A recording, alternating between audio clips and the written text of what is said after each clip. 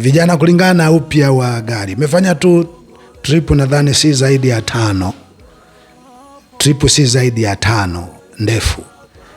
Kwa hiyo vijana imewauma sana kwa gharama tuliokuwa tumenunua. Waitamani hata kama inauzwa isiwe na tofauti kubwa na gharama ambayo tulinunulia.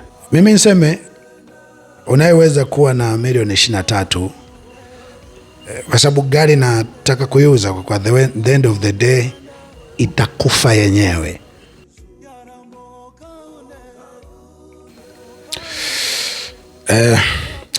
Kulingana na hatari kubwa kwa waliofanyiwa ukatili na kuumizwa sana kama mimi, kulingana na hatari kubwa ambayo tunaweza tukakutwa nayo tukiwa wazi katika nchi yetu ya Tanzania, na kwa namna ambavyo tunawindwa, hasa mtu kama mimi ambaye naamini kulia, kulalamika, kujieleza ndio njia ya mimi kupata relief, lakini pia ndio njia ya kuzuia, kukomesha matendo ya dhuluma ya uhai yanayotekelezwa au ambayo utawala na mamlaka iliyopo ndio njia yake pekee ya kusurvive, kubaki kwenye madaraka na kupata madaraka zaidi, kwamba njia pekee iliyobaki kwao ni kuua tu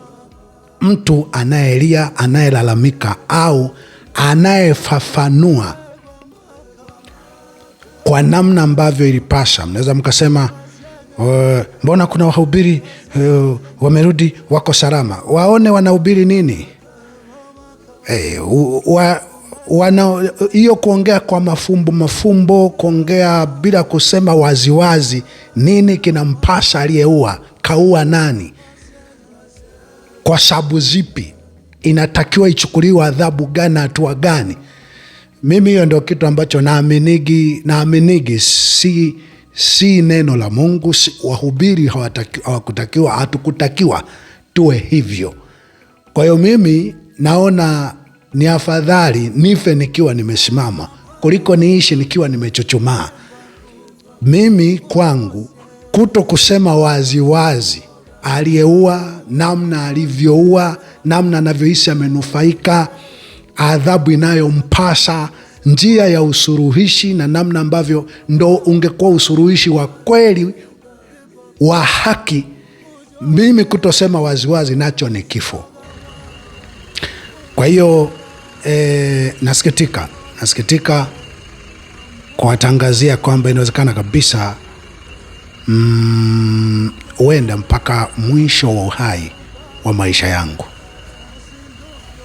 sitakuwa wazi katika nchi ya Tanzania, na siku nitakayokuwa wazi, kama Mtume Paulo alivyosema, nakwea kwenda Yerusalemu ambako najua vifungo na dhiki vyaningoja. Najua siku nitakayoamua kujiweka wazi au kutokea wazi Mbeya, najua ndio siku ya kuuawa kwangu, itakuwa ndio siku ya kuuawa kwangu au kuingizwa kwenye mateso makali sana zaidi ya haya ninayoteswa au niliyoteswa. Kwa sababu hiyo nimeona ya kwamba gari niliyokuwa natumia itaharibika. Gari niliyokuwa natumia itaharibika kwa kutotumiwa. Ikumbukwe CX-5 sio gari mbovu. Wenye nazo wamezitengeneza na wanaendelea kuzitengeneza. Wanazitembelea. Ndio gari ambazo kwa asilimia kubwa tunazinunua zikiwa zimetembea sana. Zingekuwa mbovu zisingekuwa zinatembea sana. CX-5 inakosewa. CX-5 ni gari ya masafa marefu ambayo haihitaji sana short trips, town trips. Kwa hiyo kwa kweli utakaye kuwa unanunua CX-5 kama ni mtu tu shalobalo wa mjini, huna masafa marefu utaikosea, itakufia kirahisi. Na kitu kimoja ambacho wanabadilishaga cha plastiki penye injini ikiwa mpya tu kabisa kulingana na hali ya hewa ya kwetu, unaweka cha chuma, hicho tulishafanya. Lakini baada ya hapa, mimi kwa kuwa haitembelewi itakufa. CX5 inataka masafa marefu, na kama uitembelewi ipaki tu.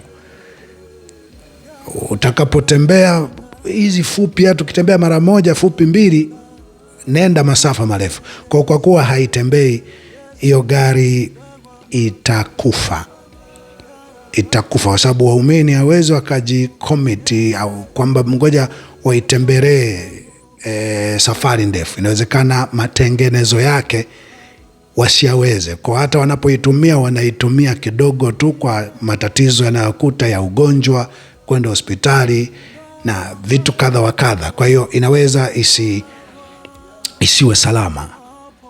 Kwa hiyo na kusudia kuiuza vijana kulingana na upya wa gari. Imefanya tu trip nadhani si zaidi ya 5. Trip si zaidi ya 5 ndefu. Kwa hiyo vijana imewauma sana kwa gharama tuliokuwa tumenunua. Waitamani hata kama inauzwa isiwe na tofauti kubwa na gharama ambayo tulinunulia. Mimi niseme unayeweza kuwa na milioni 23 kwa sababu gari nataka kuiuza, kwa the end of the day itakufa yenyewe. Na niliko mimi bado niko katika mazingira ya uchungu ambayo, lakini pia na hatari tu kubwa ambayo inawezekana kabisa siko kwenye mazingira naweza kumiliki gari, kutumia gari. Mimi maisha yangu huenda Mungu kama naona sawa, huenda ndo nitafia hapa nikiwa katika uchungu huu na hali hii. Lakini pengine Mungu ametaka tu aonyeshe kwamba huyu ameondoka akiwa mwaminifu. Ndio wale ambao waliandikiwa kwamba watakuwa waaminifu hata kufa. Kwa hiyo sikana kwamba nauza hiyo gari, nataka hizo pesa kwa ajili ya kununua gari lingine, nataka hizo pesa kwa ajili ya matumizi. Hapana, nataka tu kuokoa rasilimali ambazo tulizipata kwa taabu. Ikiwezekana sio zile za Mwigulu anasema wanaua watu kwa ajili ya rasilimali. Anasema tunazionea wivu rasilimali zao. Hapana, hizi ni za kwetu, tulizipata kwa taabu kubwa ili zisiharibike. Kifupi ni kwamba hiyo gari una namna mbili za kuinunua. Aidha utoe kama sadaka, uwe sehemu ya maumivu nilionayo kiasi. Unaweza hata ukaongeza bei kutoka milioni 23. Nafahamu gari mpya zinauzwaje. Unaweza ukaongeza bei. Kuna mtu ambaye kununua kitu changu wakati fulani nyumba yangu Dar es Salaam ilizingirwa na ikafungiwa hapa kuingilia. Alinunua kwa kwamba natoa sadaka kwa mtu wa Mungu. Na hisi ni mtu ambaye amebarikiwa na Mungu, au neema ya Mungu iko juu yake kwa sababu amewahi kujitoa kwa sura kama hiyo. Sikulazimishi, lakini unaweza kuongeza bei. Lakini kwa utakaye kuja na bei pengine ndogo sana, kwa sababu umejua tutauza, wewe jua kwanza tutauza. Lakini unaweza usinunue kwa sababu itauzwa ni kama kwa mnada, yani ataangaliwa atakayekuwa akifika bei kubwa zaidi. Kwa hiyo itauzwa kama kwa mnada. Yani hiyo 23 usitegemee tu kwamba hapana mimi ngoja niende na milioni 18 watakubali kwa sababu hiyo gari lazima wanauza. Inawezekana akaja wa 22, wa 24, wewe pamoja na kuleta 23 kaona hawajauziwa, kwa sababu nimesema walikuwa wauzi hiyo. Mliofuatilia akaunti ya Robert bila shaka mmejua bei ambayo alikuwa ametangaza. Mimi niwaambia hapana, uzeni tu hiyo gari. Uzeni kwa sababu inaweza ikaja kutuharibikia kwa sababu inakuwa haitembei. Lakini pia hata ile Kenta ambayo kimsingi tulikuwa tunauza milioni 25. Wakati fulani tulikataa milioni 22. Watu baadhi hawakujua kwamba ni ya petroli. Gari ya petroli, ni kweli watu wanaofia fuel consumption, mafuta, lakini kwa baadhi ya watu uzichukua hizo gari kwa sababu ya usalama wake na uimara wake. Usalama wake na uimara wake, kwamba yenyewe ni guaranteed, ni kitu ambacho matengenezo yake, lakini ni gari ambayo ina kilomita 20,000 tu. Hata ikiwasha ukiwa hapo unaweza usisikie wakati na unguruma. Ni mpya, tuinua kwa ajili ya Injili, lakini Injili ambayo kwenye nchi yetu inaitwa kusambaza taarifa za uongo au za taharuki au kuondoa amani. Kwa hiyo haiwezi kufanya kazi ya hiyo Injili. Vinginevyo uchawa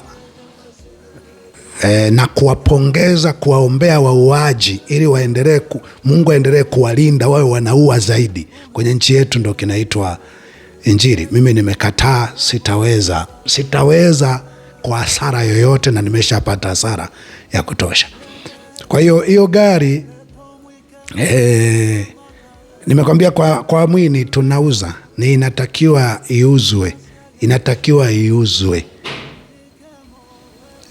iuzwe. Kwa hiyo wepeleka tu hata milioni 17, lakini ikiwa atatokea atakayenunua, kwa sababu walikuwepo waliotaka zaidi ya hiyo, walikuwepo waliotaka zaidi ya hiyo. Kwa hiyo watakapotokea watakaotaka zaidi ya hiyo, hatakupa wa milioni 17, kopeleka tu milioni 17. Ile gari kwa wengine najua ataitumia hivyo, ina blue card yenye siti 8 na sehemu ya kubebea mizigo. Blue card yenye siti 8 na sehemu ya kubebea mizigo, na kwa upya wake hata mafuta haitumii mengi. Hii Kenta ya shaka unaiona hapa. Kwa hiyo nimeagiza vijana kwamba, nimeona kwa mfano nchi ya Zambia wana matumizi nayo sana, wana matumizi sana ya vitu kama hivyo.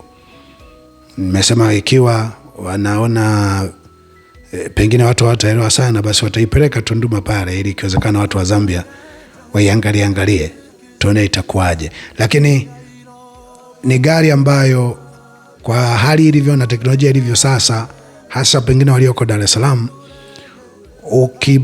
kama sijui sana mambo ya magari, mimi sijui sana, lakini niliwahi kufikiria mimi mwenyewe kama sivyo pengine uweke mtungi wa gesi. Kwa upya ule unaweza ukafanyia mambo mengi sana.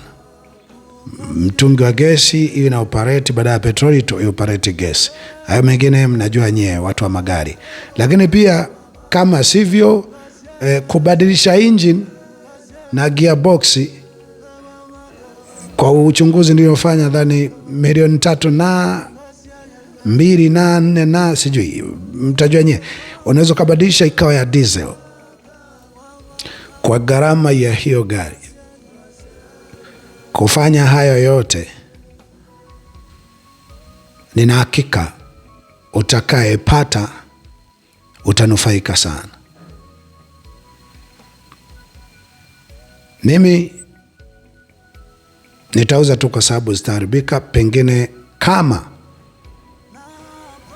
katika mazingira ya maumivu, kimbizi, uchungu nilionayo, nitapata mazingira yanayoruhusu kuwa na gari, naweza nikaja kununua gari.